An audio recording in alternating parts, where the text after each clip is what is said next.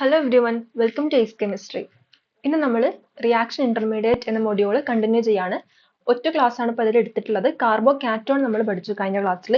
ഇന്ന് നമുക്ക് രണ്ടാമത്തെ റിയാക്ഷൻ ഇന്റർമീഡിയറ്റ് ആയിട്ടുള്ള കാർബാനോൺ പഠിക്കാം. ഓക്കെ, കാർബാനോൺ. അപ്പോൾ എന്താണ് ബേസിക്കലി കാർബാനോൺ എന്ന് പറയുമ്പോൾ ഇതൊരു ആനിയോൺ ആണ്. പേരിൽ നിന്ന് നമുക്ക് മനസ്സിലാകും ഇതൊരു ആനിയോൺ ആണ്. സോ ആനിയോണിക് ആയിട്ടുള്ള റിയാക്ഷൻ ഇന്റർമീഡിയറ്റ് ആണ്. ആനിയോണിക് പറഞ്ഞാൽ എന്താ അർത്ഥം? അതിൽ എന്തുണ്ട്?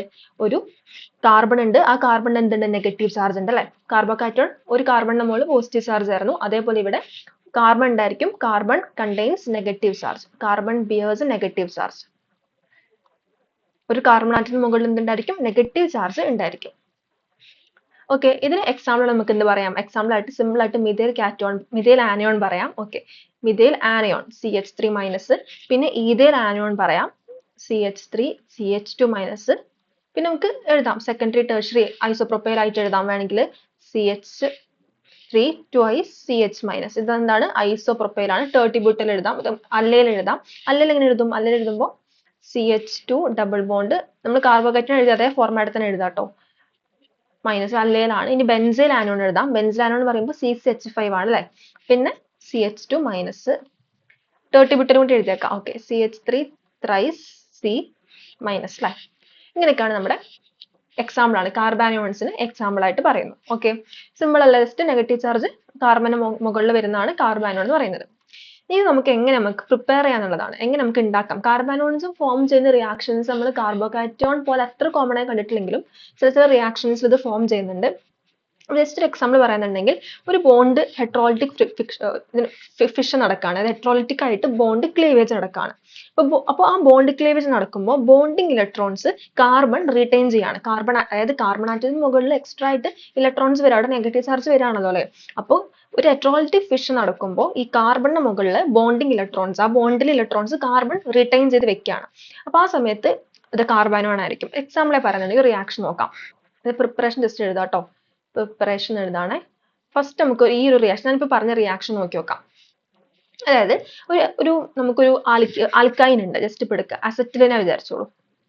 ഏറ്റവും സിമ്പിളസ്റ്റ് ആയിട്ടുള്ള ആൽക്കൈൻ അസറ്റിലിൻ ഉണ്ട്. അപ്പൊ അസറ്റിലിൻ നമ്മൾ എടുത്തു, ട്രിപ്പിൾ ബോണ്ട് ആണ്. ഓക്കെ, ഇതിന് എന്താണ്? ഇതിനെ നമ്മൾ സ്ട്രോങ് ബേസ് NH2 മൈനസ് പോലുള്ള സ്ട്രോങ് ബേസിൽ NH2 മൈനസ് ആയിട്ടുള്ള ആനിയോൺ ആണ്. ഇത് വെച്ച് നമ്മൾ അപ്പൊ എന്ത് സംഭവിക്കും? ഈ NH2 മൈനസ് എന്താ ചെയ്തൊരു ബേസ് ആണല്ലേ? ഇതിന് എന്തുണ്ട്? ലോൺ പെയർ ഉണ്ട്. അത് ഈ അസറ്റിലിന്റെ ഹൈഡ്രജൻ നമുക്കറിയാം അസിഡിക് ആണ്. അതുകൊണ്ട് ഇതിന്റെ ടെർമിനൽ ഹൈഡ്രജനെ ഈ NH2 എന്ത് ചെയ്യും? അത് അബ്സ്ട്രാക്ട് ചെയ്യും. അങ്ങനെ നമുക്ക് അബ്സ്ട്രാക്ട് ചെയ്ത് കഴിഞ്ഞാൽ എങ്ങനെ അബ്സ്ട്രാക്ഷൻ സംഭവിക്കാം? അബ്സ്ട്രാക്ഷൻ സംഭവിക്കുന്നത് ഇങ്ങനെയായിരിക്കും. അതായത് ഈ H എടുക്കുകയല്ലേ, അപ്പോൾ ഈ NH2 നൈട്രജൻ ഈ H ഇലക്ട്രോൺ കൊടുത്തു. ഈ ബോണ്ട് ബ്രേക്ക് ആയി അല്ലേ? ഈ ബോണ്ട് ബ്രേക്ക് ആകുമ്പോൾ എന്ത് ചെയ്യും? ഇങ്ങനെയല്ലേ ബ്രേക്ക് ആവുക? അപ്പൊ ഈ കാർബണിന് മുകളിൽ എന്ത് കിട്ടും? നെഗറ്റീവ് ചാർജ് കിട്ടും. അതായത് കാർബൺ ഹൈഡ്രജൻ ബോണ്ട് ബ്രേക്ക് ആയി. ഈ കാർബണിന് മുകളിൽ എന്ത് കിട്ടും? മൈനസ് കിട്ടും. ഓക്കെ, പ്ലസ് ബാക്കി H കിട്ടിയ ശേഷം NH2 എന്തായിട്ട് മാറും? NH3 ആയിട്ട് മാറും. അപ്പൊ ഈ ഒരു ബോണ്ടാണ് ഇവിടെ ബ്രേക്ക് ആവുന്നത്. ഈ ബോണ്ട് ഇവിടെ ബ്രേക്ക് ആയി. അങ്ങനെ ഈ ബോണ്ടിൽ ഇലക്ട്രോൺസും നമ്മൾ ഈ കാർബൺ കിട്ടാണ്. അപ്പോൾ കാർബൺ നെഗറ്റീവ് ചാർജ് ആയി. ക്ലിയർ ആയി? ഇത് ജസ്റ്റ് ഒരു എക്സാമ്പിൾ ആയിട്ട് പറയാം. പിന്നെ നമുക്ക് ചില ആനിയോണുകൾ ഡീകമ്പോസ് ചെയ്യുമ്പോൾ നമ്മുടെ കാർബോക്സിലേറ്റ് അയോണുകൾ ഉദാഹരണം എടുക്കാം. ഇപ്പോ ഒരു അസിറ്റേറ്റ് ആനിയോൺ എടുക്കുക. അസിറ്റേറ്റ് ആനിയോൺ എന്താ അറിയില്ലേ? CH3 COO മൈനസ് ആണ് അസിറ്റേറ്റ് ആനിയോൺ. അപ്പൊ ഈ അസിറ്റേറ്റ് ആനിയോൺ ഇതില് നമുക്കറിയാം ഇതിൽ ഡീലോക്കലൈസേഷൻ നടക്കും. ഇങ്ങനെ നടക്കുന്നത്. അപ്പൊ ഈ ഓക്സിജനിലെ ഈ നെഗറ്റീവ് ചാർജ് ഇങ്ങനെ പോകും. എന്നിട്ട് ഈ ബോണ്ട് ഇങ്ങോട്ട് ഷിഫ്റ്റ് ചെയ്യും. ഇങ്ങനെ ഷിഫ്റ്റ് ചെയ്യുമ്പോൾ നമുക്ക് എന്ത് കിട്ടും?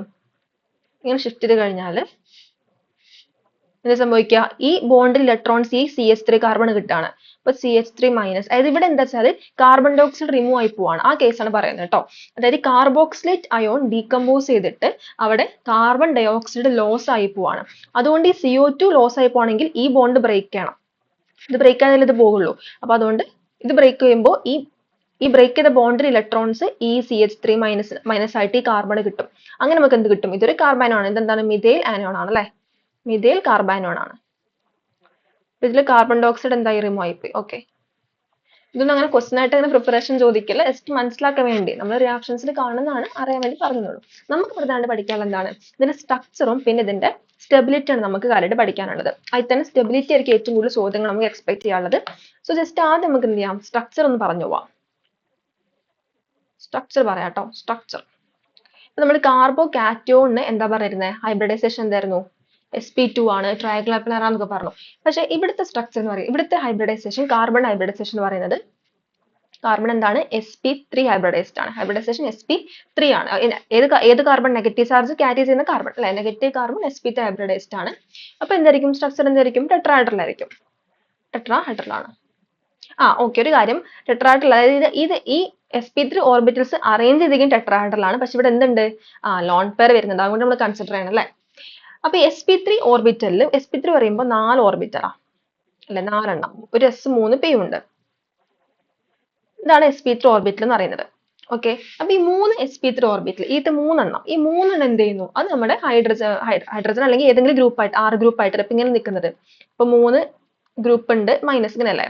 അപ്പൊ ഈ കേസിൽ ഈ സിഗ്മ ബോണ്ട് ഇങ്ങനെ 3 ഗ്രൂപ്പായിട്ട് സിഗ്മ ബോണ്ട് ഫോം ചെയ്യാൻ വേണ്ടി ഈ 3 ഓർബിറ്റൽ, ഹൈബ്രിഡ് ഓർബിറ്റൽ ഉപയോഗിക്കും. ഓക്കെ, ഈ നാലാമത്തെ റിമൈനിങ് ആയിട്ടുള്ള ഈ കിടക്കണ, റിമൈനിങ് ആയിട്ട് ഈ കിടക്കുന്ന sp3 ഓർബിറ്റൽ, sp3 ഓർബിറ്റലാണ് എന്ത് കിടക്കുന്നത്, അൺഷെയർഡ് ഇലക്ട്രോൺ പെയർ ഉണ്ട്. അതായത് ഇലക്ട്രോൺ ഇവിടെ അൺഷെയർഡ് ആയിട്ട് ഇലക്ട്രോൺസ് കിടക്കുന്നുണ്ട്. അതായത് എന്ത് ചെയ്യാണ്, ആരോട്ട് ഷെയർ ചെയ്യാതെ, ഓക്കെ, വേറെ ഗ്രൂപ്പുകൾ, ഇതൊക്കെ കഴിഞ്ഞ് വേറെ ഗ്രൂപ്പായിട്ടൊന്നും ഷെയർ ചെയ്യാതെ അൺഷെയർഡ് ആയി ബോണ്ടിങ്ങിൽ പങ്കെടുക്കാത്ത ഇലക്ട്രോൺ പെയർ ആണ് ഈ നാലാമത്തെ sp3 ഓർബിറ്റൽ കിടക്കുന്നത്. ക്ലിയർ ആയി. അപ്പൊ അതുകൊണ്ട് ഒരു ലോൺ പെയർ വന്നു ഇവിടെ അല്ലെ. ഇത് ഈ ലോൺ പെയർ ഹൈബ്രിഡൈസേഷനിൽ പാർട്ടിസിപ്പേറ്റ് ചെയ്യുന്നുണ്ട്. നമ്മൾ കാർബോകറ്റൻ പറഞ്ഞപ്പോ അവിടെ പി ഓർബിറ്റിൽ ഇങ്ങനെ നിന്നിരുന്നു, പെർപെൻഡിക്കുലർ ആയിട്ട് പി ഓർബിറ്റിൽ ഉണ്ടായിരുന്നു, അത് അൺഹൈബ്രിഡൈസ്ഡ് ആയിരുന്നു, അതെന്തല്ല, ഹൈബ്രിഡൈസേഷൻ ഇല്ല. ഇവിടെ പക്ഷെ അങ്ങനെയല്ല, ഇവിടെ 4 ഓർബിറ്റൽ ഉണ്ട്. ഈ ഇലക്ട്രോൺ കിടക്കുന്ന എവിടെയാണ്, 2 ഇലക്ട്രോൺ കിടക്കുന്നത് ഹൈബ്രിഡൈസ്ഡ് ആയിട്ടുള്ള നാലാമത്തെ sp3 ഓർബിറ്റലാണ്. സോ നമ്മൾ സ്ട്രക്ചർ പറയുമ്പോൾ എന്ത് ചെയ്യണം, അതുകൂടി കൺസിഡർ ചെയ്യണം. ഓക്കെ, അതുകൊണ്ടാണ് ഈ സ്ട്രക്ചർ എന്തായിട്ട് മാറുന്നത്, ടെട്രാഹെഡ്രൽ ഇവിടെ നിന്ന് എന്തായിട്ട് ചേഞ്ച് ചെയ്യുന്നത്, പിരമിഡൽ ആയിട്ട് മാറുന്നത് അല്ലെ. നമുക്കറിയാം sp3 ഹൈബ്രിഡൈസേഷനിൽ ഒരു ലോൺ പെയർ വന്നു കഴിഞ്ഞാൽ എന്തായിട്ട് മാറും, പിരമിഡൽ ആയിട്ട് മാറും, നമ്മൾ അമോണിയ ഒക്കെ പോലെ അല്ലെ. അപ്പൊ അതുപോലെയാണ് ഇവിടെ സ്ട്രക്ചർ പിരമിഡൽ ആയിട്ട് വരുന്നത്. ഓക്കെ, അപ്പൊ ഇവിടെ ബോണ്ട് ആംഗിൾ കുറച്ച് കുറയും. ബോണ്ട് ആംഗിൾ സാധാരണ ടെട്രാഹെഡ്രൽ എത്ര, 109 അല്ലേ, 109 ഡിഗ്രി 28 മിനിറ്റ് ആണ്. ഇവിടെ കുറച്ച് കുറഞ്ഞ് ഒരു 100 അറൗണ്ട് വരുള്ളൂ, ഒരു 197 ഒക്കെ അറൗണ്ട് ആണ് ഇവിടെ ബോണ്ട് ആംഗിൾ വരുന്നത്. ഓക്കെ, അത്രയും ബോണ്ട് അല്ല, ജസ്റ്റ് പറഞ്ഞു തന്നോളൂ. ഓക്കെ, അങ്ങനെ അപ്പൊ ക്ലിയർ ആയല്ലോ. അപ്പൊ ഇതാണ് സാധാരണഗതിയിലുള്ള നമ്മുടെ സ്ട്രക്ചർ എന്ന് പറയുന്നത്. അപ്പൊ സ്ട്രക്ചർ എങ്ങനെ വരിക, സി ഉണ്ട് ഇവിടെ, ഈ സിയിൽ 3 R ഉണ്ട് അല്ലെ, 3 R, ഈ 3 R ആണ് സിഗ്മ ബോണ്ട്. ഓക്കെ, അത് ഹൈഡ്രജൻ ആവാം, ആൽക്കൈൽ ഗ്രൂപ്പ്, അലൈൽ ഗ്രൂപ്പ്, എന്തോ ആവാം. ഇതാണ് നമ്മുടെ അൺഹൈബ്രിഡൈസ്ഡ് ആയിട്ടുള്ള, ഇതാണ് നമ്മുടെ എന്ത്, sp3 ലോൺ പെയർ കണ്ടെയ്ൻ ചെയ്യുന്ന അല്ലെ, ലോൺ പെയർ കണ്ടെയ്ൻ ചെയ്യുന്ന ഓർബിറ്റലാണ് ഈ പറയുന്നത്. ഓക്കെ, ഇവിടെ അൺഹൈബ്രിഡൈസ്ഡ് ഇല്ല കേട്ടോ, കാർബോഹൈഡ്രേറ്റ് വെച്ചത്, കൺഫ്യൂഷൻ ആവരുത്.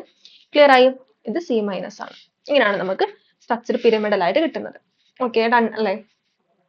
ഓക്കെ, ഇനി മതി, എത്രയേ ഉള്ളൂ. ഇതാണ് നമുക്ക് ഇതിനെ പറ്റി പറയാനുള്ളത്. ഇനി നമുക്ക് നോക്കാനുള്ള സ്റ്റെബിലിറ്റി ആണ് അല്ലേ. എങ്ങനെ നമുക്ക് സ്റ്റെബിലിറ്റി പറയാം, സ്റ്റെബിലിറ്റി. ഓക്കെ,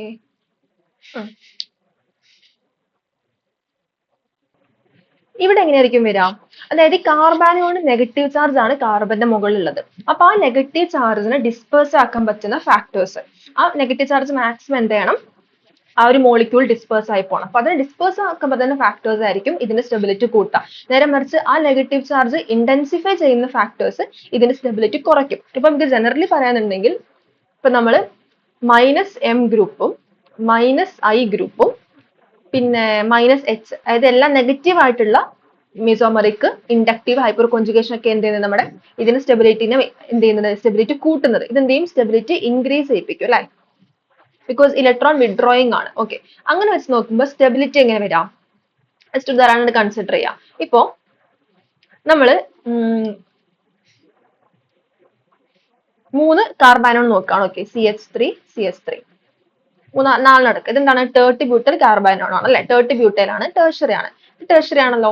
ഇനി അടുത്ത സെക്കൻഡറി എടുക്കാന്നുണ്ടെങ്കിൽ CH3C, CH3യുടെ H ഉണ്ട് അല്ലെ, ഇതെന്താണ്, സെക്കൻഡറി ആണ്. ഇനി പ്രൈമറി ആണെങ്കിലോ 2 H-ഉം ഒരു CH3, പിന്നെ ഏറ്റവും മിഥൈൽ എടുക്കുക, ഏറ്റവും ബേസിക് ആയിട്ട് മിഥൈൽ കാറ്റോൺ നമുക്ക് പറയാം.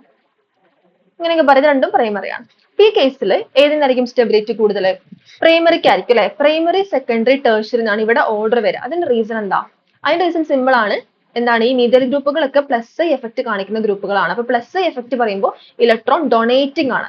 ഇലക്ട്രോൺ ഡൊണേറ്റ് എന്താ പ്രശ്നം, ഈ നെഗറ്റീവ് ചാർജ് കൂടുതൽ ഇന്റൻസിഫൈ ആയിരിക്കും. അപ്പൊ +I എഫക്ട് കാണിക്കുന്ന ഈ ഗ്രൂപ്പ് വരുന്തോറും ടെർഷറിയിലാണ് ഏറ്റവും കൂടുതൽ പ്ലസ് ഐ ഗ്രൂപ്പ് ഉള്ളത്, പിന്നെ സെക്കൻഡറി, പിന്നെ എന്താണ് പ്രൈമറി. ഇപ്പൊ പ്രൈമറിയിൽ പ്ലസ് ഐ ഒന്നും ഇല്ല, അതുകൊണ്ടാണ് ഈ കുറവാണ്, അതുകൊണ്ടാണ് എന്ത് ചെയ്യുന്നത് അതിന് ഏറ്റവും എന്ത് വരുന്നത് സ്റ്റെബിലിറ്റി വരുന്നത്. ക്ലിയർ ആയി? ഓക്കെ. അപ്പൊ അതുകൊണ്ട് ഈ ഓർഡർ നേരെ ഓപ്പോസിറ്റ് ആണ്. കാർബാനോന്റെ നേരെ ഓപ്പോസിറ്റ് ആണ് നമുക്ക് കാർബോകാറ്റോന്റെ സെക്കൻഡറി ടെർഷറി പ്രൈമറിയിൽ ഓർഡർ വരുന്നത്. ഇനി നമ്മൾ അല്ലൈൽ ആനോൺ എടുക്കാന്നുണ്ടെങ്കിലോ, അല്ലൈൽ ആനോൺ പറഞ്ഞത് എന്താണ് ഇത് അല്ലെ, നമ്മൾ നേരത്തെ പറഞ്ഞു CH2 double bond CH. Okay, ഇവിടെ വരുന്നുണ്ട് CH2 മൈനസ്. ഓക്കെ, ഇങ്ങനെയല്ല അല്ലൈൽ ആനോൺ. ഇതിന്റെ കേസിൽ എന്താ, ഇവിടെ നമുക്ക് റിസണൻസ് വരയ്ക്കാം അല്ലെ. ഈ നെഗറ്റീവ് ചാർജ് എന്ത് ചെയ്യും, നെഗറ്റീവ് ചാർജ് ഇങ്ങോട്ട് ഷിഫ്റ്റ് ചെയ്യും, പിന്നെ ഈ ബോണ്ട് എന്ത് ചെയ്യും ഇങ്ങോട്ട് ഷിഫ്റ്റ് ചെയ്യും. അങ്ങനെ ഷിഫ്റ്റ് നമുക്ക് എന്ത് കിട്ടും, ഷിഫ്റ്റ് ചെയ്താൽ ഈ നെഗറ്റീവ് ചാർജ് എന്ത് വരും, ഈ കാർബണിന്റെ മുകളിലേക്ക് വരും അല്ലെ. ഈ ബോണ്ട് ഇങ്ങോട്ട് ഷിഫ്റ്റ് ചെയ്യല്ലേ. സോ ഏത് കാർബണിലേക്കാണോ ബോണ്ട് ഷിഫ്റ്റ് ചെയ്യുന്നത് ആ കാർബൺ ആണ് നെഗറ്റീവ് ചാർജ് കിട്ടുക. എവിടെ നിന്നാണോ പോകുന്നത് അതിന് പോസിറ്റീവ് ചാർജും കിട്ടുക ചെയ്യാം. അപ്പൊ ഇവിടെ ഡബിൾ ബോണ്ട് വരും, double bond CH2, negative charge പോയി. കണ്ടോ, നെഗറ്റീവ് ചാർജ് എന്ത് ചെയ്തു, ഇവിടെ ഡീലോക്കലൈസ് അല്ലെങ്കിൽ ഡിസ്പേഴ്സ് ചെയ്തു. അതുകൊണ്ട് അല്ലൈൽ കാർബാനോൺ എന്താണ്, സ്റ്റേബിൾ ആണ്. ഓക്കെ, ക്ലിയർ ആയും. ഇനി ബെൻസിൽ ആനോൺ എടുക്കുന്നുണ്ടെങ്കിലോ, ബെൻസിൽ ആനോൺ നമ്മൾ ഓൾറെഡി പറഞ്ഞു ഇങ്ങനെയാണ് വരാം. ഇവിടെ എന്തുണ്ട്, ഡീലോക്കലൈസേഷൻ നടക്കും അല്ലെ. ഈ ഇലക്ട്രോൺ അല്ലെങ്കിൽ ഈ ഒരു നെഗറ്റീവ് ചാർജ് എന്ത് ചെയ്യാം, റിംഗിലേക്ക് ഇങ്ങനെ ഡിസ്പേഴ്സ് ആയിട്ട് നമുക്ക് റിസണൻസ് സ്ട്രക്ചർ ഇങ്ങനെ വരയ്ക്കാം, ഒരുപാട് റിസണൻസ് വരയ്ക്കാം. അതുകൊണ്ട് ഇതും എന്ത് തന്നെയാണ്, സ്റ്റേബിൾ ആണ്. അതിനൊന്നും വ്യത്യാസമല്ല, ഇതൊക്കെ സ്റ്റേബിൾ ആണ്. ഓക്കെ, അത്ര മതി. ഇനി നമുക്ക് അൺയൂഷ്വൽ ആയിട്ട് ഭയങ്കരമായിട്ട് സ്റ്റേബിൾ ആയിട്ടുള്ള ഒരു കാർബണിനെ പറ്റി നമുക്ക് പറയാം. ഒരു അൺയൂഷ്വൽ സിഗ്നേച്ചർ ഭയങ്കരമായിട്ട് സ്റ്റേബിൾ ആയിട്ടുള്ള ഒരു കാർബാനോൺ ആണ് നമ്മൾ സൈക്ലോപെന്റാഡൈനിൽ ആനോൺ എന്ന് പറയുന്ന C5H5-. ഇത് കേട്ടിട്ടുണ്ടോ? ഇതാണ് സൈക്ലോപെന്റാഡൈനൈൽ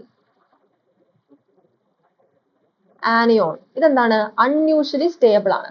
ഇതിൽ എന്താ വെച്ചാൽ ഇത് 6π ഇലക്ട്രോൺ സിസ്റ്റം ആണ് ഇതിൽ വരുന്നത്. ഇത് സ്ട്രക്ചർ ജസ്റ്റ് ഒന്ന് വരയ്ക്കാം കേട്ടോ. ഇതാണ് സാധനം. ഇതെന്താണ്, ഇത്ര പൈ ഇലക്ട്രോൺസ് 1 2 3 4 പൈ ഇലക്ട്രോൺസും, പിന്നെ ഇവിടെ എന്തുണ്ട്, ഇവിടെ 2 ഇലക്ട്രോൺ വരും അല്ലെ. ഒരു നെഗറ്റീവ് ചാർജിലുള്ള 2 ഇലക്ട്രോൺ, ഇത് ലോൺ പെയർ ആണ്. സോ മൊത്തം 4 പൈ ഇലക്ട്രോൺസ് വരും ഈ 2 ബോണ്ടെന്ന്. പിന്നെ 2 ലോൺ പെയറും കൂടി മൊത്തം എന്ത് ചെയ്യുന്നത് 6 ഇലക്ട്രോൺ ആണ് അല്ലെ, 6 ഇലക്ട്രോൺ വരുന്നത്. അപ്പൊ പിന്നെ ഈ ലോൺ പെയർ നമ്മൾ പൈ ഇലക്ട്രോൺ എടുക്കും, ബിക്കോസ് അത് പി ഓർബിറ്റിൽ കിടക്കുന്ന, അങ്ങനെ അതുകൊണ്ട് നമ്മൾ ജസ്റ്റ് മൊത്തത്തിൽ എന്ത് പറയാം, 6 പൈ ഇലക്ട്രോൺസ് നമ്മൾ ജസ്റ്റ് പറയാം. ഓക്കെ, കുഴപ്പമൊന്നുമില്ല.